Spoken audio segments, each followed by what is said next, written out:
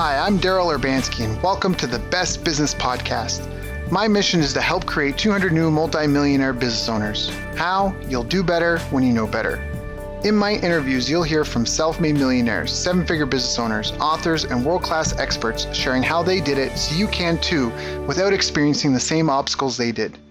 When your life and your business grow as a result of what you're about to discover, please call me and tell me about it. The number to leave a voicemail is 1-888-844-GROW. That's 1-888-844-4769. Long distance charges may apply. Dial now to call me, connect, share your personal story of how my interviews have helped, or share your current challenges and frustrations so I can connect you with an appropriate course, coach, or help you if you connect. Now, if you like this interview, please share it with a friend you think will benefit. They'll appreciate it, and I will as well. You can also connect with me on social media. Look for Daryl Urbanski, D-A-R-Y-L, Urban Ski, U-R-B-A-N-S-K-I, and add me so we can be friends. Now sit back, relax, and enjoy what I've prepared for you right here, right now. Hello, everyone. Thank you for joining us. My name is Daryl Urbanski, your host as always, and today we are joined by Jaryd Krause. And Jaryd used to be a plumber, working 60-plus hours per week and hating it.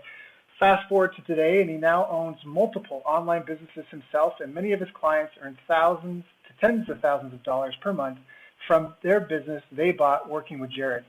He is the founder and creator of BuyingOnlineBusinesses.com, and his Buying Online Businesses podcast is rated in the top 5 best passive income podcasts online. So I've asked him to join us here today to talk about the ins and outs of buying and selling a business. So Jaryd, thanks so much for joining us, my friend. How are you doing today? Thanks for having me, Daryl. Really appreciate it. I am doing excellent. Yeah, awesome. It's an honor and a pleasure to have you here. I always enjoy our conversations. Now, before we get into the ins and outs of buying a business, how did you even get into business and entrepreneurship? Like, do you come from a family of entrepreneurs? Well, my dad did work for himself for a brief time, and then he started, that was not a long time, but he mostly had worked for somebody else, and same with everybody else really in my family. How did I get into this? I kind of saw people that were doing quite well, and I realized they were working for themselves, and I ignorantly and probably at a young age with an ego wanted to have quite a lot of money. And I know that that's not actual real wealth or actual success, but that's what the young me wanted. And I started, trying to get started in my own business, and I failed many times. And then what happened was I turned to the internet and failed a fair few times with that as well. And I realized that 90% of startups fail. Right. And so long story short, I thought, well, if 90% of startups fail and I keep struggling with this, why don't I go away and buy a business that's past that 90% failure rate? And that's where I started Googling and finding out, okay, can I actually make this, can I actually buy these businesses? Where can I buy them from if I can? And I found a few places and went away, and I taught myself how to do due diligence on online businesses with the SEO and digital marketing, all that fun stuff. And then I bought one, and I bought another one, and then I kept going, and I bought another one, and then people started finding out, and that's when people put their hand up and said, hey, come and teach me some of this sort of stuff, so I could help them do the same. That's awesome. That's the short version anyway. Yeah, no, but that's excellent. I mean, that's what a lot of people, I think, as entrepreneurs, they like the idea of, at least I know, having a portfolio. I mean, I like to have my hands in more than one project at a time. I think that sounds appealing to a lot of people, to be diversified. Feel like a savvy entrepreneur, hands in a lot of different businesses. What were some of the biggest challenges that you faced in figuring this out on your own? Like, was it just a cakewalk? Did you just find some websites and you're like, hey, I'll buy it? And they're like, okay, this is the price. And you're like, okay. And then you just bought it. And then now you're just loving life and what? I wish. Yeah, it was not like that. Basically, I was a plumber, as you said before, and I just didn't like it. And I found myself running away. I thought I was running away from my job, but I was actually running away from my life at the time because I was in pretty deep and, just partying too much and drinking and doing silly things. And so I ran away from what I thought was my job, but I took all the other stuff with me. And I was traveling around the world doing, trips for 6 months to 12 months or more. And I caught myself in one place in Egypt, little town called Dahab. where I became a dive master and I taught people I took people scuba diving. And so what I did was I realized that I can't go home back to my job, and I need to work out how I can have a goal. And so I set a goal as like, all right, what I love doing is I love traveling. And to do that, I probably need to make money online somehow. So I literally went to Google, opened up my laptop, and I went to Google and I typed in the famous words, how to travel the world and make money online. And what popped up was people travel blogging, and I was like, that's me. I'm going for it 100%. And everybody said it was really hard, probably wouldn't make any money. It would take a long time to make any money. And it was really, really hard. I thought I'd, stick it to them and prove them wrong. I did make some money, but it was very hard. So I kind of went home with my tail between my legs. And then the other challenge was I started my job back again. And then another challenge was I thought, well, travel blogging is not the best, but I've learned a little bit through travel blogging to start my own online business, make some money. So let's do this the right way. So I went and did that, and I failed as well. Like I set up a dropshipping store, got all these suppliers, and I just thought as soon as I get it in and get a couple of, a little bit of traffic, I'd make some sales, but it just wasn't the case. And so that's when it led me to the aha moment. So yeah, to answer your question, there were definitely some hiccups along the way. And as we go on, there's always going to be challenges, right? No matter how much you scale or how much you grow in business or as a human being, we're always going to have bigger things to overcome. Right. So for you, it was trying to figure, like, I guess I appreciate you sharing those stories, because that's, what does it say? Success has many fathers, but failure is an orphan. Like, nobody wants to own up to the failures. So I really appreciate you being that transparent with us. When you were trying to buy these online businesses, once you had that realization, hey, I don't have to start it from scratch, I can just buy something that works. What were some of the big challenges that you had in that? Like, were like in finding a good business to invest in and something you could afford? What were some of the challenges that you went through? Like I said, was it that easy? Did you just find someone in business and make them an offer on it? How did you know that you weren't going to get skinned? Like what were some of the things that you had to figure out? Yeah, the biggest challenge was like finding a good business. And the challenge in that to find a good business was learning how to do research and due diligence, like proper due diligence. And it's like if you're going to invest in anything, you need to do your due diligence. And I didn't know anybody who was doing due diligence. And I basically had to read through and sift through so many scrappy free pieces of content online about due diligence and put it together myself. And that's the thing about the online space that I find is like people are like, yeah, you can go away and get all this awesome information and do it yourself. But usually the free content out there, it's not going to get you to your goal or get you the results you want without paid stuff. And I just couldn't really find many people that were able to help me with it. So that was a massive challenge. So finding the right info and what does due diligence mean?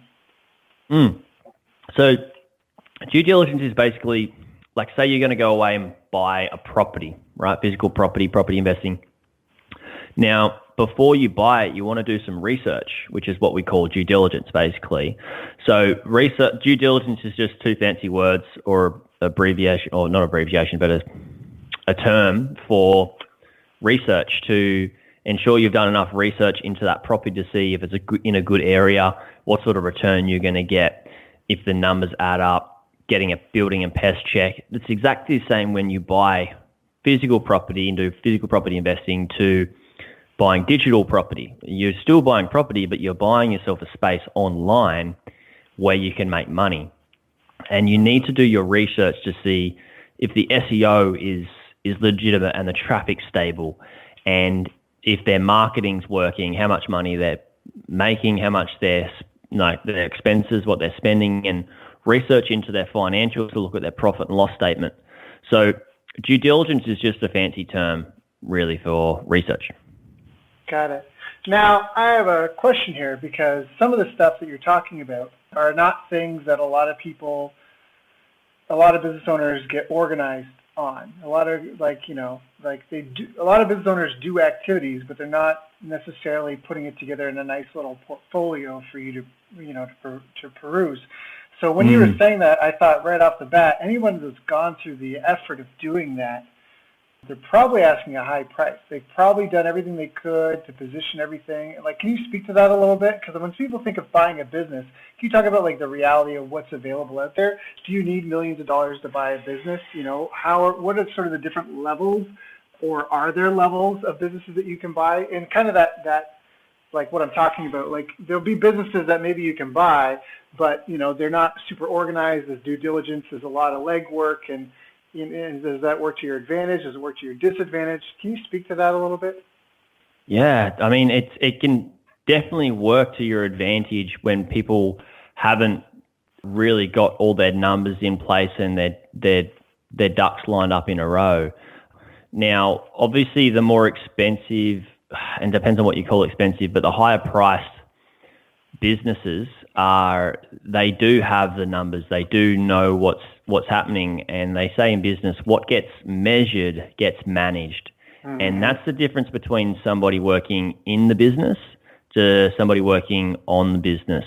Now, when you know all your numbers and you're managing everything and measuring everything, it means you are above the business and you're pulling levers to take it in a different direction. So the higher priced listings are normally in that bracket. Then you do have lower priced listings, and you can buy anything from the $10,000 range up, where people don't have all those things in place for due diligence. Now, if you work for a good broker, normally, or if you're buying a business through a good website broker, they'll have a lot of that information at the ready for you. And then you still will need to have a call with the seller and quiz them a little bit about the business and find out some deeper information as well. And so the lower priced listings, normally they don't have it all put together. But to answer your question, and the other question was that is there better opportunities in people not knowing their numbers and not having a clear picture of the business? And that's certainly the case, right? All problems are just opportunities, but in disguise. And so if you know how to do your due diligence, like I teach my clients in my community how to do really good due diligence and how to spot opportunities. So I do screen shares and show them, like, this is what I would do with this little problem and make it a massive opportunity for us. So if you can detect how to see those when you buy a business, it's definitely a really good advantage for sure. So I hope that answers your question. Yes, there are businesses up around the $1 million range, $10 million range. I know a broker that I was speaking to just the other week, Thomas, who's selling a business for $35 million. And then I know other brokers that are selling businesses down at the $20,000 range. And what I do kind of, whilst I'm here talking about this, I feel I should share with your audience that if you're going to go away and buy a website business, is that anything under the $10,000 price range really is a startup. And you need to put a lot more time, effort, and energy into it for it to hopefully pass that startup phase of that 90% startups, where you may get a return on your investment if you get past that. So you can buy those things around $2,000 little websites, but they're just templates and it's a lot of work in them. And I'd suggest people don't spend less than the $10,000 range, because otherwise you get what you pay for. Right. I love that. Yeah, like if the whole reason why you're buying a business is to try to skip the learning phase, and by learning phase we mean learning where the customers are at, learning how to reach the customers, learning what kind of message they're responding to, learning how to establish a steady and consistent flow of leads and sales. Like all that stuff is things that kill a ton of businesses. And so if you're buying something in order to skip that step, then don't half-ass yourself. Go the whole way, it sounds like. And can you get financing to buy a business? What's your experience with that? Like, because some people might say, I don't have the cash. I don't have 20 grand laying around. But if you found a really good business opportunity, is it easy to get financing? I mean, I guess this is an international audience listening, but for your experience, you're based out of Australia, or those in your community, are people able to secure financing for businesses when they do find good opportunities? So that way, maybe they are taking on some debt, but it's it's like you said, it's almost like buying a rental property. Like there's a track record there. There's a fair level of comfort in what the future holds. You do the math and it looks like it'll be a good deal for you on paper. Like, is that plausible? Yeah, certainly. Like, I do have clients in Australia that have bought businesses with finance, and then I've also, got clients in America, Canada. I've got clients all over the world, and there's so many options in getting finance. You can get finance from a finance broker who will help you get it from a bank or a different lender. In America, don't know how big your audience is in America or majority of where people are from listening, but in America, you can get SBA loans. I'm in the works with speaking with different finances brokers to ensure my clients get the best sort of deals in finance and the best advantage there. So, yeah, you can certainly get finance from lenders. You can raise your own capital through VCs like venture capitalists and angel investors as well. And there's banks that do it directly too. One of my clients had in the community spoke to a bank last week in Australia, and they said, yeah, we will loan X percentage on a business. I mean, you go in there and you can show them the profit and loss statement, how much they're making, and you can, there's different options with different lenders on what you can put down as collateral and stuff like that. It's hard to really be specific without knowing what the business is and the lender, but yeah, there's so many options for sure. Do you do a lot of stuff do your clients do anything with like double escrows? For those listening that don't necessarily know, double escrow is basically when, say, you're buying a business at a set price, but then you also make deals with somebody to maybe sell assets of that business at a certain price. And the idea is that everything closes on the same day. It's called a double escrow. So you can't sell something you don't own, but you can kind of line things up so that way they all happen on the same day. So that way at the end of the day, the dust settles and you've got whatever you were looking for and maybe some cash. Do you do anything like that? Like, I guess and I guess the hidden real question under that is the kind of no money down deals. Like that's kind of where you hear about that sort of thing. People find businesses that have assets in it that are, they can do without, but they could sell they could take the business and break it into 3 pieces, and they have plans for 2 of them, and one of them they could sell, and what they could sell it for could cover the cost of the business, but they can't sell it because they don't own the business yet. Do you go in to encourage that sort of thing, or do you tell people to avoid creative deals like that and just kind of just stick to? I don't think there's a right or wrong answer. I'm just curious your opinion on that. Yeah, that's such a good question, Daryl. It's a great discussion too. We could do a whole podcast on just that, but I do like creative deals. I definitely do like creative deals, but before you get to being creative with the deal, I want to realize you get, like I said before, you do get what you pay for, and people that are coming in to go and buy something that's like, hey, I want to buy a no money down deal, the good businesses aren't going to go for that. And that means that if you want a no money down deal, you're settling for something that isn't a great business. And if you know who Warren Buffett is, or any of your audience know who Warren Buffett is, he's one of the most successful investors in the world. And most people think he buys stocks and all that sort of stuff. What he does is he buys businesses. And that's what he's always done. And he still does it. And what he says is it's better to buy a good business at a fair price than a fair business at a good price. So I encourage creativity, definitely, but for the right business. And when people are coming in, cool, I've got no money, or I've got a little bit of money, but I don't want to spend it, and I want to see if I can get something for no money down. I don't encourage it because you're not going to be able to get the good businesses. And when you don't get the good businesses, it just ends up being more hassle, more work. And it's not what you really want to get into this game for, I believe. Yeah, I love that. So you said his quote was, better to buy a good business at a fair price than a fair business at a good price. So to translate that for people, it means it's better to pay more and have something substantial that you've bought of quality, of value, of durability, than to get something that's kind of shoddy, not quite, put together. Maybe it has some untucked corners or loose ends, but the price was amazing. Like, you have to remember, if you're buying a business, to skip the initial startup phase. You don't want, you try and, even if you're willing to put in elbow grease and sweat equity, I promise you there's lots of opportunity in the business world to get dirty, like the odds that you're going to buy something that's going to be flawless for 10, 20 years is slim to none. You're going to get plenty of chance to sit in the, in the pilot chair and, fire the gun turrets and all that sort of stuff.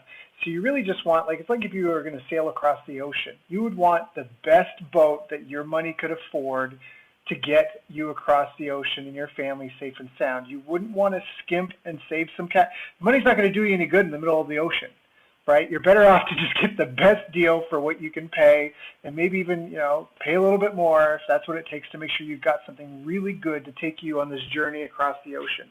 I think that's a really good kind of analogy to describe what you just talked about there. Oh, it's a great analogy. Yeah. Yeah, because this business is supposed to be a vehicle for your future, for your dreams, for feeding your family and your kids and paying for your vacations. And that's not something you want to skip on, right? That's not something you want to cut corners about. But at the same time, it doesn't mean you want to overpay for it either. But I think you have to balance those things. So. Yeah, which is why really good due diligence is important, because then you get to know the value of a business. And How do you not determine go, the value of a business? Oh, there's so many things. This is another podcast as well, but so you want to, basically how people would do it in these days is via the multiple. So, and the multiple is in months, not years, when you buy a bricks and mortar business. So say you've got a business that's, just for round numbers, $100,000, okay? Now, what a business that's selling for $100,000 is normally making is roughly 30%, like you can roughly get on average a 30% return on your investment these days in online business, which is pretty amazing, right? So a $100,000 business is going to be, earning about $33,000 a year recurring. So if you go $33,000 divided by 12 months, its monthly multiple will be 2.750. So it's $2,750 a month. Now, how they value a business will be dependent on what the business model is, how much work's required, how much is spending, what the risks are, so many things. But normally they're charging at the moment anywhere between a 24 to 36 month multiple. So it's roughly, say, a business that's making $30,000 a year or $33,000 a year. If they charge a 24 month multiple, which is the 2,750, I may have lost some of you guys here. They're selling the business for roughly $66,000. Right, got it. So now that sounds kind of fair. When you said a $100,000 business doing $33,000 a year, my initial reaction was, I don't trust things will be the same in 3 years. They very well could be, but that seems. I mean, if that's a buyer or that's a seller friendly number, I get that.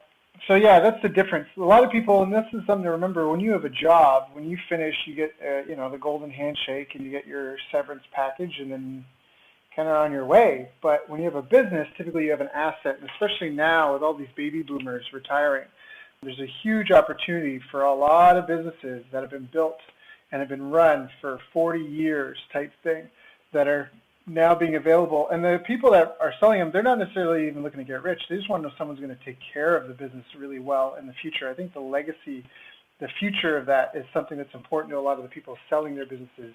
If it's a good business, their lives are going in a different direction. And certainly. So I was helping somebody with due diligence yesterday, and there's a business that they're selling, and they just don't. There's such thing as attractive buyers, right? So there's more attractive buyers and least attractive buyers, and And sellers are prepared to take less money to give it to an attractive buyer. But and it's also dependent as well. But they, somebody has held on, put blood, sweat, of tears into a business for even 3 years, let alone 3 or 4 years, let alone 30 to 40 years. They want to make sure it's going to a good home. Mm-hmm. Yeah. Mm-hmm. So, all right. So people are typically selling businesses in multiples. And so, I mean, you could count it in years, but you said 24, 36 months. It's like 2 to 3 year multiples of what it does. 2 to 3 years, basically, yeah. Yeah. So if the business does $100,000 a year, you can expect it to be relatively priced $200,000 to $300,000 for that business. You want to do your due diligence for online businesses that's really clear accountability into if their numbers add up in terms of where their marketing is driving the sales. Is it an email list? Is it SEO? Are they doing paid ads? How sustainable is that? How long has it been going? You want to look at all this stuff. You want to really try to look at the business and understand how to manage the business by numbers and delegation versus tasks and doing things. You do want to be able to hop in and do the things if you need to get them done, but it sounds like you're encouraging people to buy a business, not necessarily a job. So make sure there's kind of like a pilot seat with some sort of business dashboard. And if there isn't one, that can be an advantage to you as a buyer for helping negotiate the price down, because you can show the seller that, like you said, that you're a good buyer and you're going to do a good job with this business and you're going to fix it up and you're going to take it where they want it to go, but it's not worth what they think it's worth. And that's kind of that negotiation part, right? Like, you don't even have a dashboard up. We don't even know what your metrics are, Yeah. Right? Yeah. And to add to that as well, you've got some businesses you buy, like I bought businesses myself that have teams. So it's also understanding how the team works and what tasks are required and seeing if you can use better systems and procedures to help them get their job done easier and better, which is allow you to cut costs on the business and then have a funner, easier and better job as well. It's a huge win for everybody on board. So, I mean, you don't want to buy yourself a job, but at the start, sometimes people may be happy to buy themselves tasks as long as it's going to get them at home doing tasks rather than having to go to work and do tasks, which is where I was when I first started. I was happy to do, 60, 70 hours at home instead of doing 60, 70 hours on the tools. Yeah, on tools or in a truck driving around from location to location and just listening to the radio. Yeah, I know that. Yeah, that's definitely a huge perk. So you can look at the lifestyle too. Maybe you have to work, but it's the lifestyle you want. Now, what would you recommend to someone who's maybe starting out and struggling with this right now? Like they know they want to get involved. They maybe have a little bit of money and they think they could get financing for the rest, but they're kind of just struggling. They don't really know what they want or what they want to do. How do they dip their toe into the pool? For someone that's just kind of not really sure if they're even committed to this path, how do you just sample this? How do you get a taste for what it's like and see what's possible? Yeah, this is what I do mostly is I tell people to just go to the website brokers and have a look. And after they go away and see the numbers, they're like, Jaryd, just get me on board. Most people, you've got some people that might not want to go this route, but once they go to the website brokers, they're basically, you're seeing the numbers.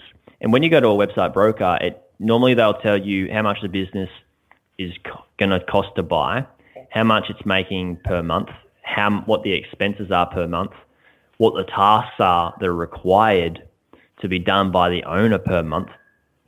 And then it'll also tell you the business model and how it actually works. And then you can go away and sign an NDA, which is a non-disclosure agreement, to have a look into the business at a deeper level and get a prospectus, which is basically a document and form and all the information you need to know about the business to do your research and due diligence. So to answer that question, I suggest people go away and check out website brokers. So jump on Google and just Google website brokers or the best website brokers. I work closely with Empire Flippers a lot. They're really good. I had those guys on my show. I've had clients buy from them. I've bought from them. Then I've also got FE International as well. I'm pretty certain one of my clients bought from FE International too, and there's so many more. So I just tell people to go have a look at it, and that's the best way to sort of taste it and see. Normally what happens is the numbers start turning around their head, and they feel it's a no-brainer for them. Yeah, so, then the next step is, they need help with the due diligence for sure. So what are some of the biggest mistakes that these people make when buying? Like, have you heard, what are some of the horror stories of, like, when things went wrong? People bought something and things went wrong. Can you talk about that a little bit? Yeah, for sure. So I haven't had any horror stories myself personally or with my clients.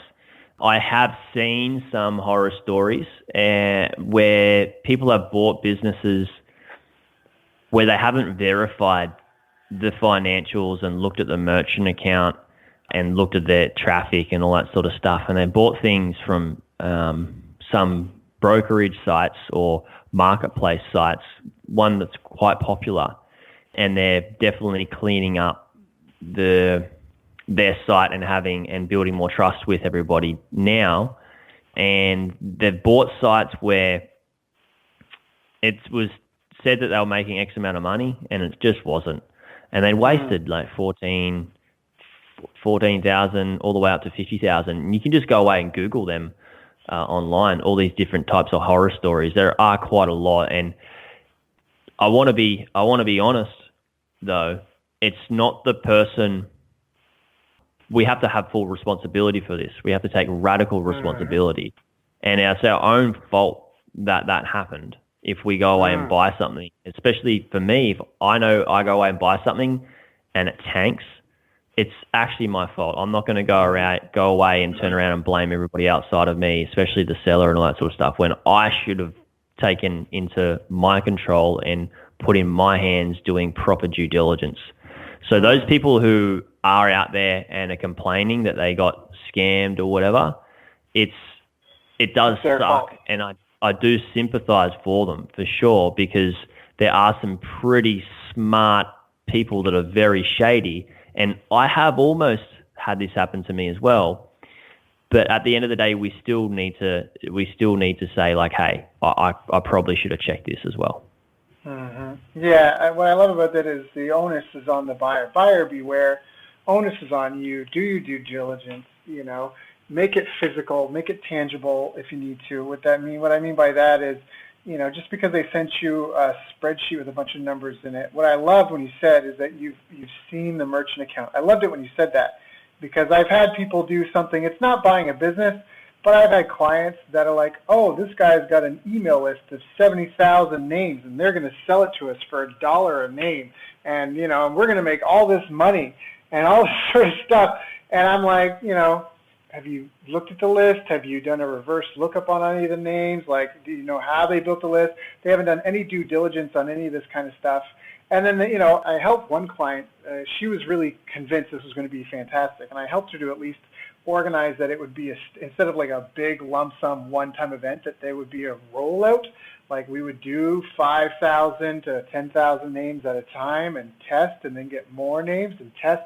And after the first test, she was like, that was the biggest waste of 5,000. That was the biggest waste of $5,000. And then they think they negotiated and they gave him a couple of names and nothing worked. And meanwhile, she was prepared to spend $70,000 to go buy it. And it really is like you get what you inspect. Whether it's from your team, whether you're buying a business, you get what you inspect. And that's part of why managing by numbers is so important, because to have something that manages by numbers, you have to have data integrity, which means you have to have a way of validating that the numbers you're looking at actually mean something. And then it makes it easier for you to inspect the quality of work. If you can turn something in a business into a number, it might be tough. Some things are like, well, how do customers feel? That's not, it's an intangible. Well, you can do a quality rating on a scale of 1 to 5, which if you've ever been to a bathroom and there's a little smiley face chart, or you have like a survey at a restaurant, things that they're doing where they can try to quantify that we get at least this many reviews per whatever period, and the average is this out of this, and turn it into a number. So I like that you put the onus on the buyer, and I like that you mentioned that part, like the actually like in part of your due diligence, start at the high level, look at the income, the expense, the task, sign the NDA, get the prospectus, start doing some background research, and then as you're more serious, doesn't mean go buy it. It means investigate further. Don't spend a bunch of money and then log into the accounts. Try to maybe have a screen share call with the seller. Have them walk you through the merchant accounts. Take your time. Don't rush. Sit in it. Look back as much as you can. I love that. So it sounds like you've got a group of people that do this almost like as some people buy stocks. Like these are people that wake up every day and they're just hunting for another business to buy. Is that accurate? It depends. It depends on where people are at. I do know people that already have businesses and come to me and want to buy more and buy bolt-on businesses. And then I have people that are just getting started. There are other people that are doing, just like real estate. They're buying businesses, renovating them, growing them, and flipping them. So there's a definitely a market there where people, say I have a certain skill, I can buy a business, use my marketing, say I'm amazing at Google ads or Facebook ads or SEO, I could use those skills and grow it over a certain period of time and then flip it. So I do see people doing that. I'm more the Warren Buffett type style. I definitely get a lot of inspiration from him in buying good businesses and holding onto them.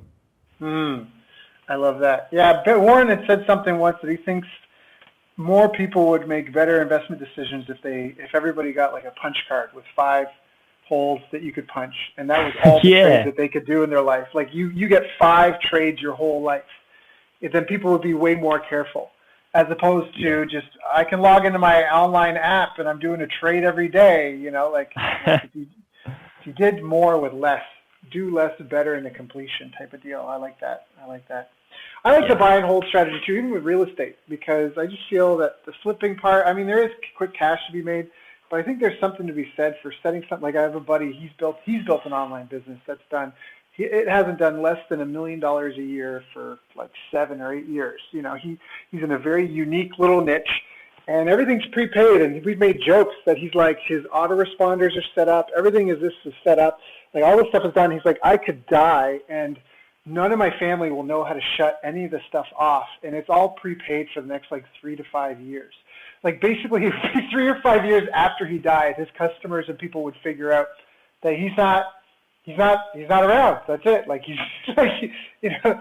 There would slowly be a dry up of the new leads coming in because he's the one doing the paid ads, but he's got a ton of affiliates. He's got thousands of, and not just affiliates that register and don't do anything. He has affiliates who promote. He has thousands of affiliates who actually promote and all this organic and all this stuff. He's been building it for 16 years type thing.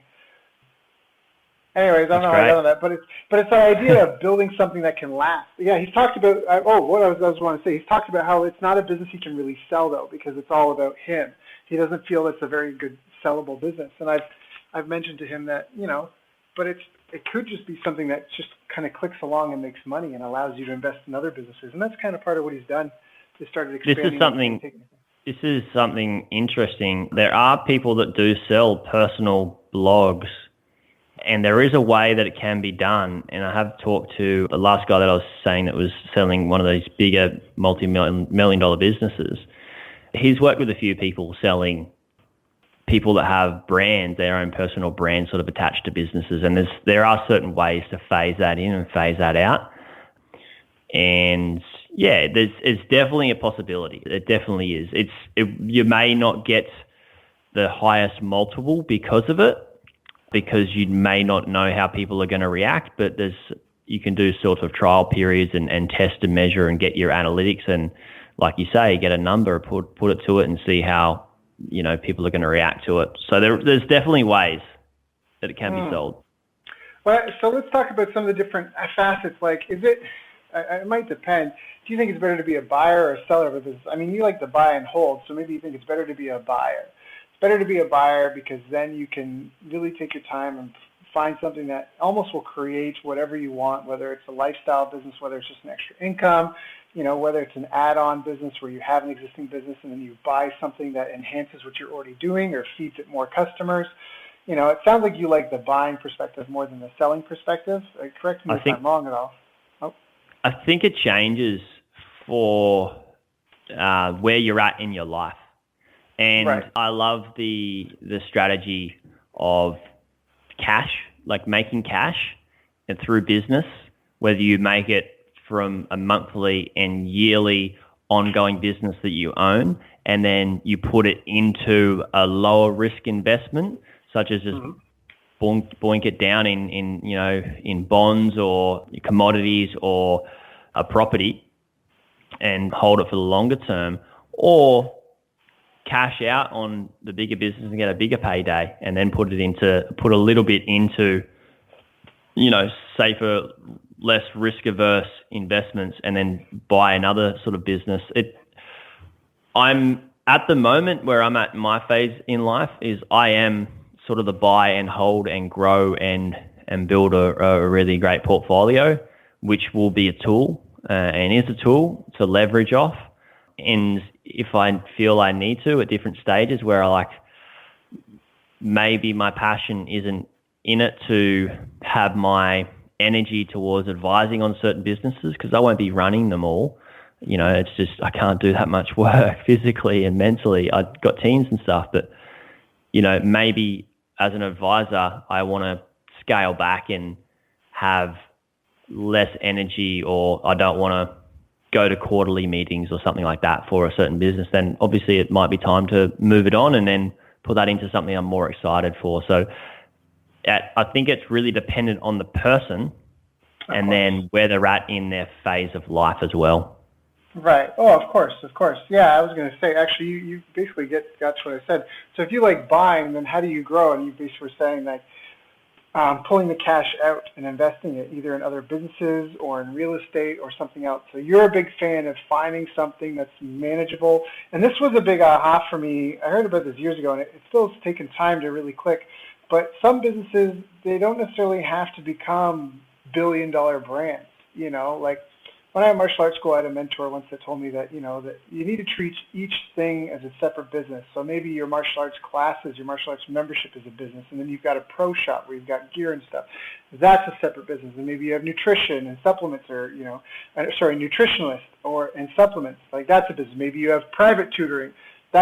Treat them all separate businesses, and that when you get to understand that certain businesses, you can set up a business to just do what it does. Not all businesses have to have grandiose schemes of world domination. I remember I was talking with a friend, and his family owns a little pizza shop in a small town, but that pizza shop does almost $1 million a year, and it's not a big town. It's a small town. And he was talking, and I was talking about something with a client, and he was like, well, what's wrong with just running a small, simple business and just kind of doing the day in, day out? Like, what's wrong with just having something that puts along and does really well? And you kind of talked about that you're a fan of, basically that's what you're looking for. You're looking for businesses that you feel you can grow, but you're not necessarily maybe looking to be the next Elon Musk. You just want a good business that's got a unique offer, that has no real competitors that are going to eat your lunch right away, that's got, a good base of flow of people coming through it, and it'll shoot off cash, and that cash is really what you're after. The cash to service whatever debt you possibly got into to buy the business, plus some extra cash to save and spin off into other investments. And I think that's fantastic, because when people talk about multiple streams of income, that's typically what's happening. It's typically, from what I've learned, it's not that people get 7 different little income streams up and running and that's how they get rich. It's they have one income stream that they then diversify into other income streams, and what that does is that provides like a safety net, and then it eventually does start to become synergistic as they grow. Is that? Yeah, yeah. Sorry? No, I was asking your input, so you're right. Yeah,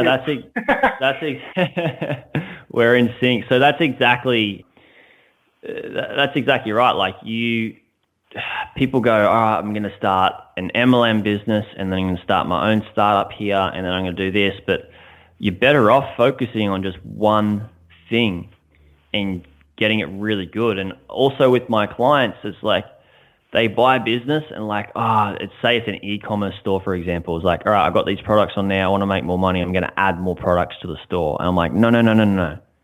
We don't do that, because we don't need more. We don't need more work to make more money. It's just focus on what's working and make it better, and make it so good that it gets to a point where you then can take some energy to somewhere else. But if you go away and try and do 10,000 different things to a site, or when you're just starting out doing 10,000 different things, you're going to run around in circles. And I can tell you, Daryl, I used to run around in circles myself personally and ask everybody that I know, and it was just dumb and it was just stupid. And I got frustrated and I wanted to achieve. I was like, I want to be the Elon Musk. I want to achieve all these massive things. I could just got to get everything going, but it was just not the right thing. And the more I'm learning is like,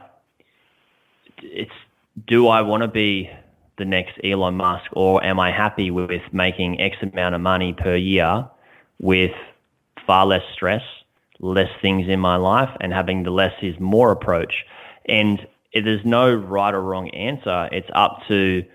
I really believe it's up to the person on what they find happiness in. Sometimes people are always trying to search for more, grow.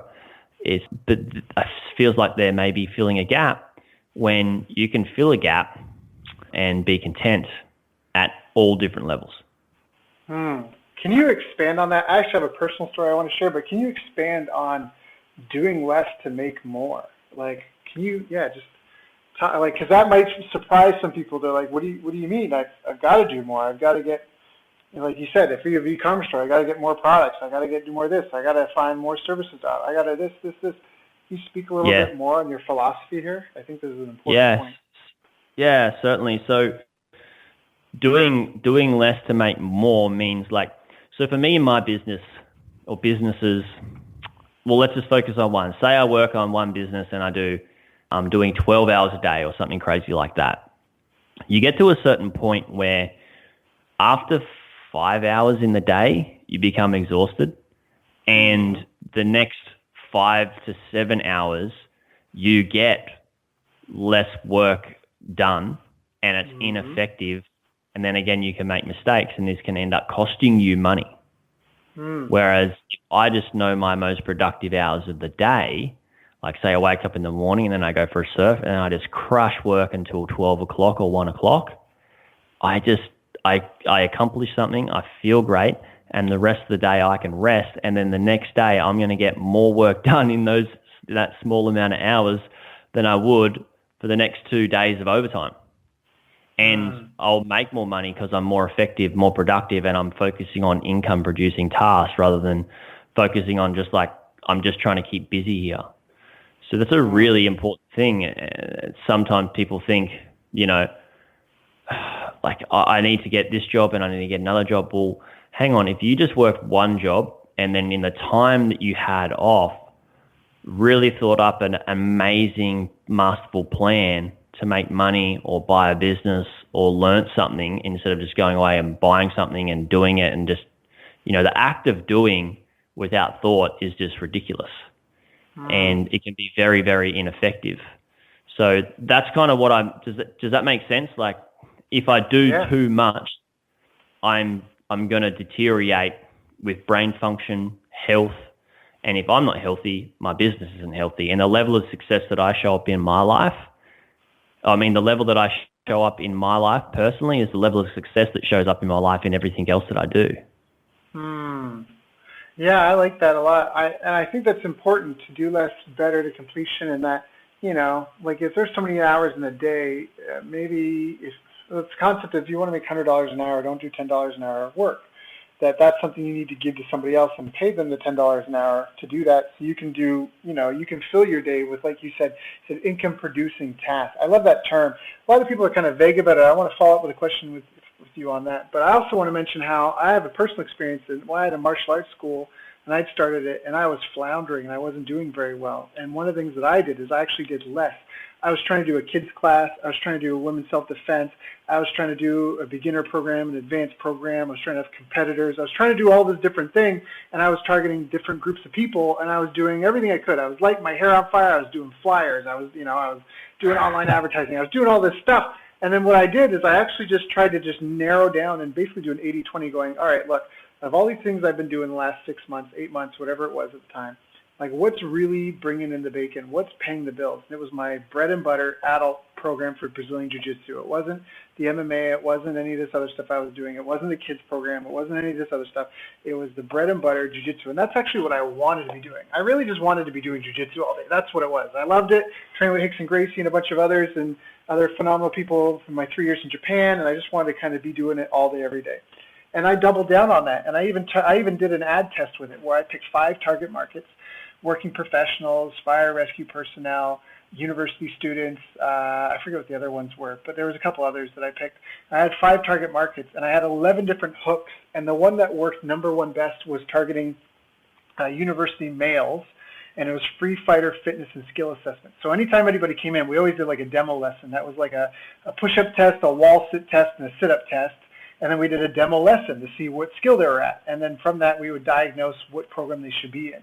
But now we positioned it as a free fighter fitness and skill assessment. And I got rid of all the other classes. I got rid of everything else.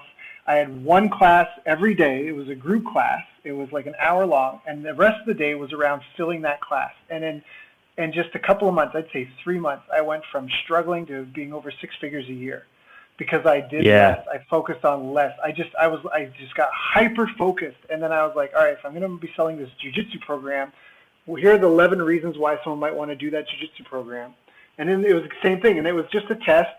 And at the end of the test, I got rid of all the other stuff I tested, and I just focused on the one thing. And like when you do that in your business, you really like you align the stars in your favor. You know, like a perfect example is you could do a restaurant like everybody does, but if you did a restaurant for dog owners, like if you know that's who your customer is and you design it, because a lot of people make the opposite mistake, right? They don't niche down enough, right? They want to be for everybody. But if you niche down, if you did a restaurant for dog owners, even if you did like a specific type, I'm in a city of like 8 million people. If I did a restaurant for Chihuahua dog owners, and I made everything about it for Chihuahua dog owners. I had like little fun playpen for the Chihuahua dogs that only fits Chihuahua dogs. It would fucking blow up. It would be huge. It would be so huge. But for me, technically, I would be doing less instead of trying to cater to all people, kids and adults and couples and this. No. It's for you and your Chihuahua. That's it. That's all we have room for. There's 2 maybe there's family tables, but you know what I mean? It's like. Yep. I just like that when you talk about that. Yeah. I just think that's a really important one because anybody listening to this right now, that's an actionable thing. That's a teachable moment, what you just said there. Right now, they could look at what they're already doing and just kind of like 80-20 it and just take a look at it and get rid of 80% and just focus on the 20. There's also the queen bee role is a term that I recently heard of, which is another way of saying, like you said, working on the business. And that's by asking yourself kind of 2 important questions. What's the one role most important to the success of your company? And what is the highest value, hardest to hire, and most difficult to train role and in this business? And that needs to be protected because just like a queen bee of a colony, the queen bee, her job is to produce offspring. And those offspring are the future of the colony. So if the queen bee has to stop producing children to start digging or to start nursing the others or to start healing them or fighting off invaders, she's not focusing on the future of the colony. And so that's where everything has to be done to protect the queen bee. That's why that's the concept. Like I think in Africa, they used to do this where I was in Uganda. Where the neighborhood or the community I lived in, they said that for punishment, the kids would be given a shovel and told to dig until they could bring the queen ant to the teacher, that was there because these are fire ants, biting ants. They had to dig out the queen, right? And that's why the whole colony is around protecting that, and that you have to treat yourself and your time like that as a business owner. And I just think that's a fantastic thing to think about, like just to get rid of the fat. Sorry, I'm on a soapbox, but it's because I think that's a really powerful point. And it never gets old. Yeah, I can't agree more. It's the story of my life, and I feel that we're so similar here because we're always we're high achievers, right? Daryl and I are high achievers, and I dare say a lot of everybody listening is a high achiever and they want to do more and get more results.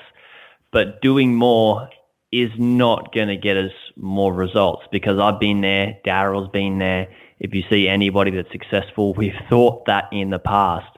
And it's kind of where we're fed that we need to do more because we see we see people online and social media and all over the place. We see them everywhere. So how the hell are they doing so much? Well, they're not. They're focusing on one thing, and they've got a team that plasters that everywhere. And then young entrepreneurs, and I see this so much, that is so ungrounded, and I'm no exception. I was this way too. I'm glad I got past that phase, because I see so many people that don't, just trying to do all this sort of stuff, and it's just like, hang on, stop. Like, coming back to what you said, stop and measure. Like, I was posting stuff on Instagram. I'm like, how many sales? How much money am I making from Instagram? I'm like, well, compared to what? And then compared to the thing that I am. And so I went back and worked out, like, all right, what do people want?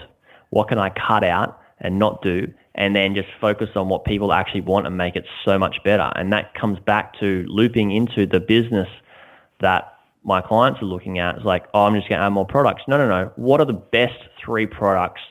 Focus on those, build great content around them, promote them everywhere, make sure you can help people with those services, because the best businesses and the most successful people are the businesses that add the most value and the people that add the most value in life.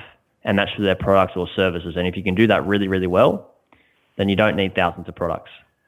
Okay, so should we look, like, say we look at Tony Robbins, he's got like 2 or 3 products. Right? He doesn't have thousands. He's a gun. If you look at all these people, they focus on the thing that people want, and it's going to help them and serve them, and they do it really well. There's a book written on this stuff, guys. It's called The One Thing. International bestseller. It's a yellow cover. I forget the guy's name. I think it's Gary Keller maybe or something. Don't quote me on that, but just search The One Thing book and you'll see it's that if you focus on the one thing, you do less and just cut out what's not working. Sorry, I just went on the soapbox then too. No, you're good. The One Thing, Gary W. Keller. So The One Thing. I think that's, even if it takes you 10 years, it's something a lot of people, everybody wants. We live in this world of instant gratification. A lot of people want things right now. But I think what's super important is finding a way you want to give back to the world, a way you want to inspire others or help others. All businesses solve a problem. When you get really familiar with what that pain point is that you're solving, like a dentist is a great example. Like, my teeth hurt, I go in one end and I come out the other end smiling, happy with a fixed smile, right? Like pain-free. Like, that's the whole concept. Businesses solve problems. And maybe in times of prosperity, people experiment and lots of pseudo businesses survive. But once the economy has a downturn, all that fat gets cut and people go back to just paying money specifically for problems. Restaurant, I'm hungry, or my family's hungry and I don't have time to cook. That's the pain that they're solving. So you get really clear on what problem you're solving. Now you're in a role of servitude.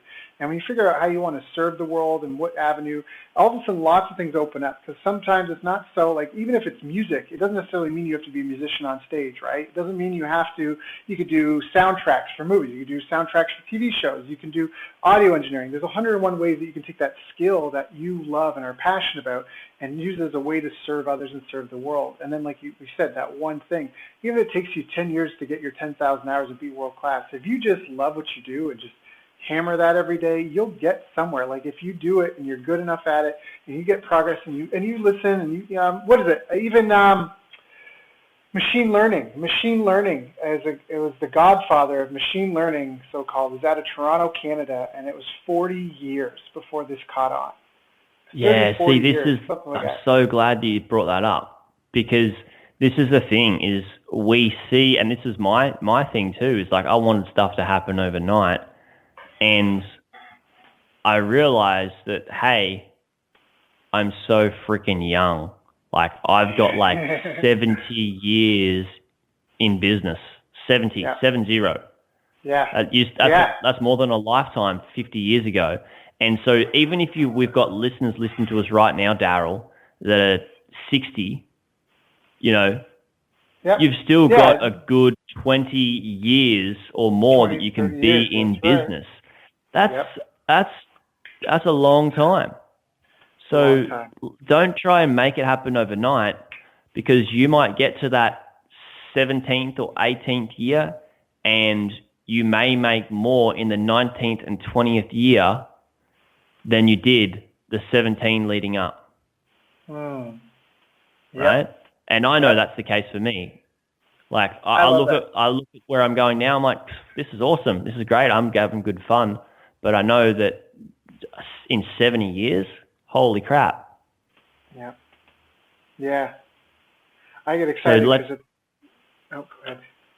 Yeah, I was just going to say, like, let's not buy into the hype of it, you know, somebody that made $100,000 in one day and try and do that tomorrow, because it's not going to happen. And if you're the just other thing starting people have to realize is the money goes so fast. Like, honestly, like, even if I snap my fingers and I gave you $100,000, it just could be gone so fast. Like, you might not be able to spend it in a weekend, but you definitely could come really close spending. I know that people are like, no, I would, if I had $100,000, I would stick it in a cookie jar and I would take out $10. Like, no, you wouldn't. Trust me. Like, money does funny things to people, and when you have money, your perspective on things changes. When you have a lot of money, your perspective on things also changes again. And it's like it's almost like they say about work. Work expands to fill the time given to it. Your money expands, so that way you're always just, I mean, I don't want to say for everybody, but I think that money tends to just, it's somehow what you used to live on. I remember the first time I got a check for $25,000. I was like, wow, this is more money than like I would live on in a year, you know, and I just got this in a week. Oh my gosh. You know, and I remember the first time I got it, I put it in the bank.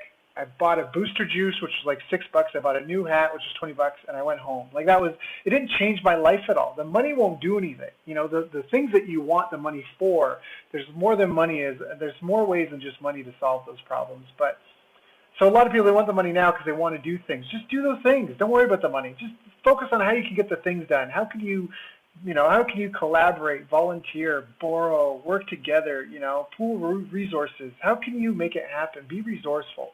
And I just get excited sometimes because, like you said, I'm 36 at the time of this recording, and I mean, I'm planning. I eat right, I exercise. I'm fully expecting to live to be at least 100. My goal is to live to be 300. And what I get excited about is I'm like, that's 2 more lifetimes. I don't even really remember the first 10, 15 years of my life, you know, like, but I have like another 60 plus years ahead of me. Like, that's so much time. Life is long. Life is short, but life is long if you manage it well, if you set goals and work towards them and you pursue your passions. Like, I've said this a few times in the last 5 years that I could die, and I feel like even if it was short life, I feel like it was a life well lived. Like, some people live a long life, but they don't actually live it. They just exist a long time. They don't really live their life. And I think that's really important. That's an important message for this call, is just, you know, figure out what your one thing is, you know, focus on what you want to do, how you want to serve the world. If you don't want to start up a business around it, you can look for businesses. You can check out the sites. You can look at the different online business brokering websites. You know, we've talked about here some of the guidance and what you can expect to pay and how you can get financing, and be creative with deals, but make sure that you know that you're going to get what you pay for at the end of the day, and to make sure that you're managing by numbers, not just getting a job unless that is a job that you want, and be willing to accept help. You know, be willing to reach out, get help, and just enjoy the process and do what it takes to get the tools, get the mentorship, get the learning, to make it a fun experience versus the scarcity. I'm alone in the dark and there's no one here to help me and I'm going to fail and it's going to be a big public failure. Scarcity. Yeah, right. The scarcity thing. I've seen people build businesses and try and force things in business and life out of scarcity, and you end up in a bad spot because you're building something on foundations that are stress. And I don't know if people listening really understand this, but what do we die from? We die from stress. You die from stress and inflammation. And the more stress that we put on our bodies, looping back to what we just ranted on about we've got so much time, is when I do less, I have less stress. And the less stressed I am, the better decisions I can make and the better I can perform in my business. But I have been through positions of stress and built my business and changed the business model and changed things in my life. And because it didn't work. I built it based on stress and scarcity. Yep. And it was all on your shoulders.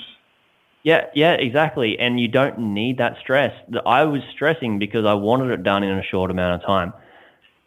I know that good things, Rome wasn't built in a day. Like, good things are going to take time. And this is probably my number one thing over all the stuff that I've taught you guys, and we've spoken about buying online business stuff. I think the best thing that you take from this podcast is to just realize that don't stress yourself out over trying to make it happen in a short amount of time frame, because you've got years to decades to be able to do this stuff. And once you know that and embody that, then the wheels start to spinning in the right way, and you can achieve great things. Yeah, that's a wonderful note. In fact, I think that's one of the differences. And I read some study years back about the difference between like rich people and poor. And like poor people get pushed into making snap decisions, and rich people are okay with making snap decisions, but they can't be necessarily stressed and pushed into it.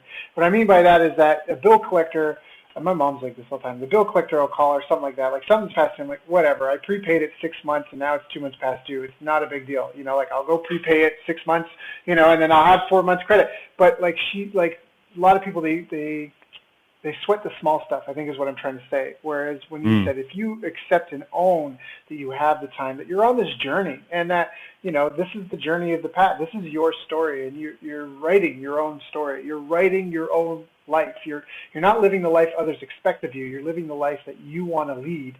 It just becomes fun. This is the part when I'm challenged. Hey, this is the part where I'm broke. Hey, this is the part where I've got more money, I don't know what to do with it. Hey, this is the part where, I'm having fun with this. Hey, this is the part where I was bored and not really interested in it. And it just is a journey thing. And I think that buying and selling businesses is a fantastic way to look at another way to just get more experience. And I really think, although we say do less, I think people need to do more. And what I mean by that is, I feel like this is maybe contradicted what we said earlier, but do more in the sense, like you talked about your morning, like you do more with your morning.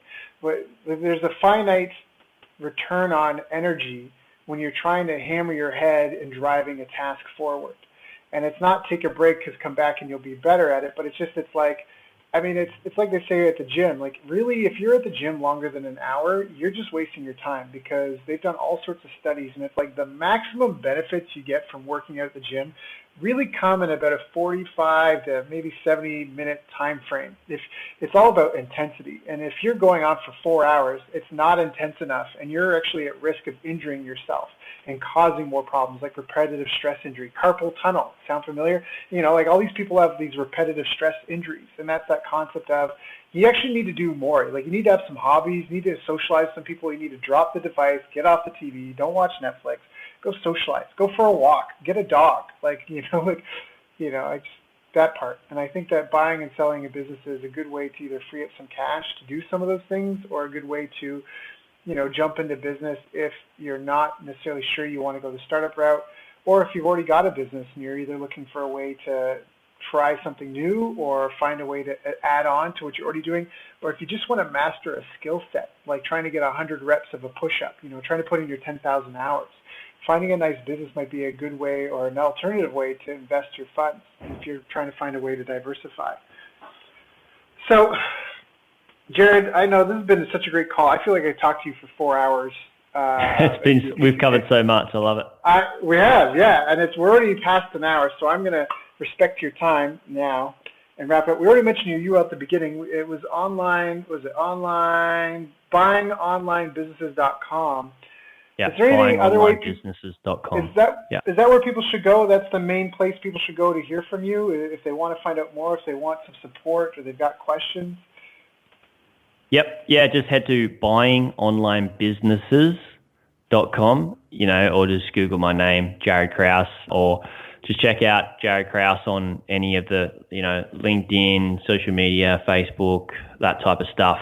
But the best place to go is probably go to buyingonlinebusinesses.com and then check out the podcast if you're interested. I probably should have said that. Like if they're just thinking about it and not quite sure, then go away and have a look at the website brokers, but then sniff out the podcast as well. If it's for you, great. If it's not, that's awesome to know as well. Go and do something that is right for you.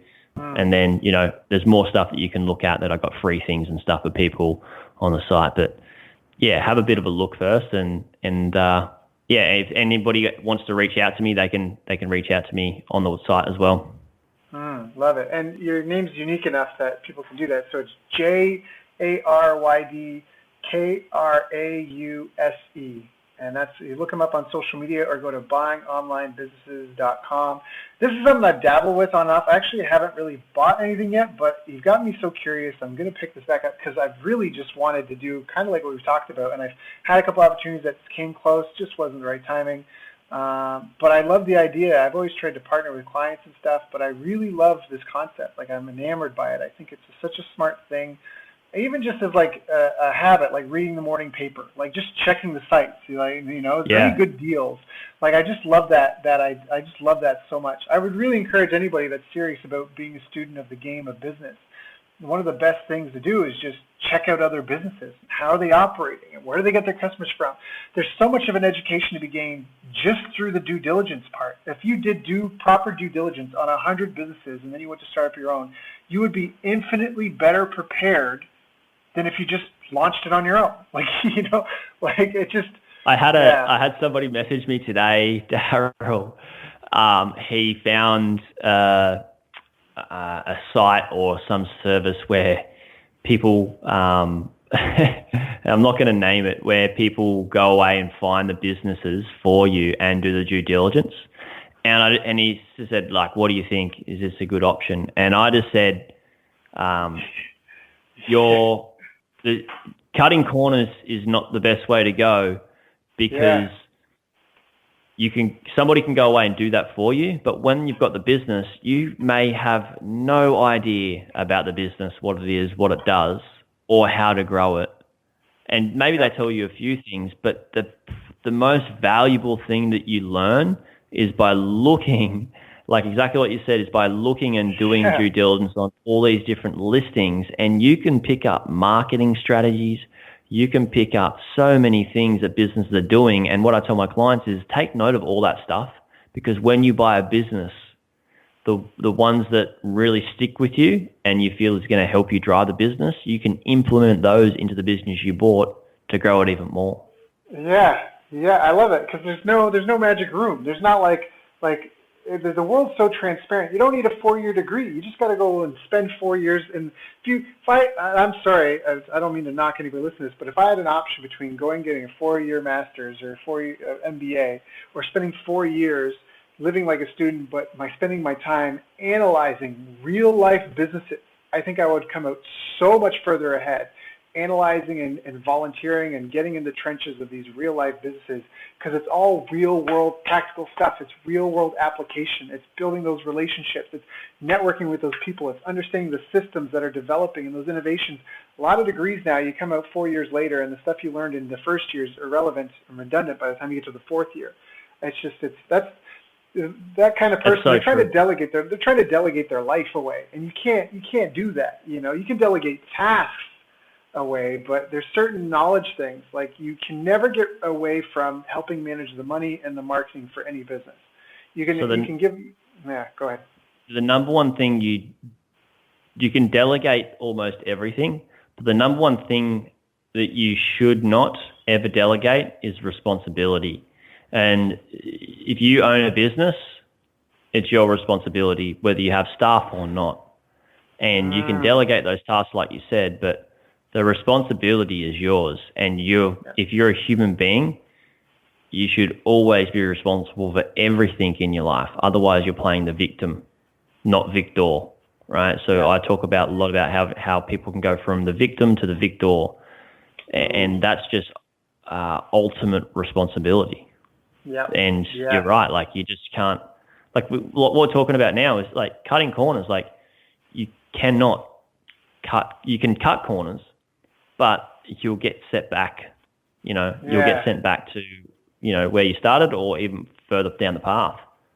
Yeah, like it's such a catch-22, because like Warren Buffett has people that go and tell him what businesses to invest in, but they always look over the deals before they do it. I mean, I don't even know how old he is right now, but I know he does it. And until after a while, these people have mentored under them, then they trust them to operate on their own. there's just, I don't know, it's like a tactile thing. I don't know if you can articulate so well. There's some things you can delegate, but there's some things you just can't. And I love how you said that it's about really, at the end of the day, you have to be responsible for everything. You're responsible for making sure the customers are happy. You're responsible for not getting bad reviews. I think being a business owner is taking a position of extreme ownership and responsibility for everything that's happening in your life. And that's partially why people admire entrepreneurs and the successful people, because you can't get anywhere. You're not going to win a race by not taking responsibility with your training schedule and holding yourself to goals and your diet and who you're surrounding yourself with, and are you smoking dope all weekend? Like, you just can't.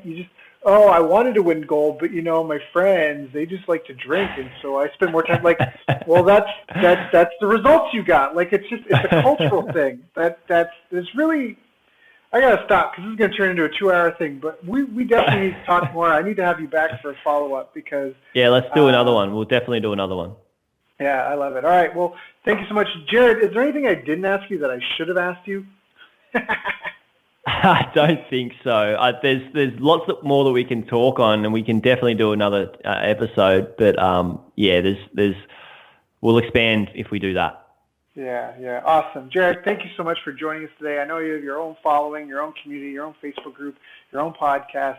Thank you for coming and sharing with my audience. Once again, if anyone's interested in this topic, definitely go check him out. You can look up Jaryd Krause online, JARYD. KRAUSE, or go to buyingonlinebusinesses.com.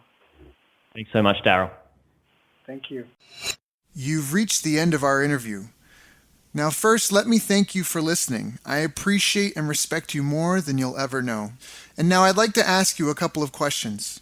First, what 3 lessons did you just learn? What 3 aha moments just jumped out at you? Second, what can you implement for yourself and your business in the next 24 hours?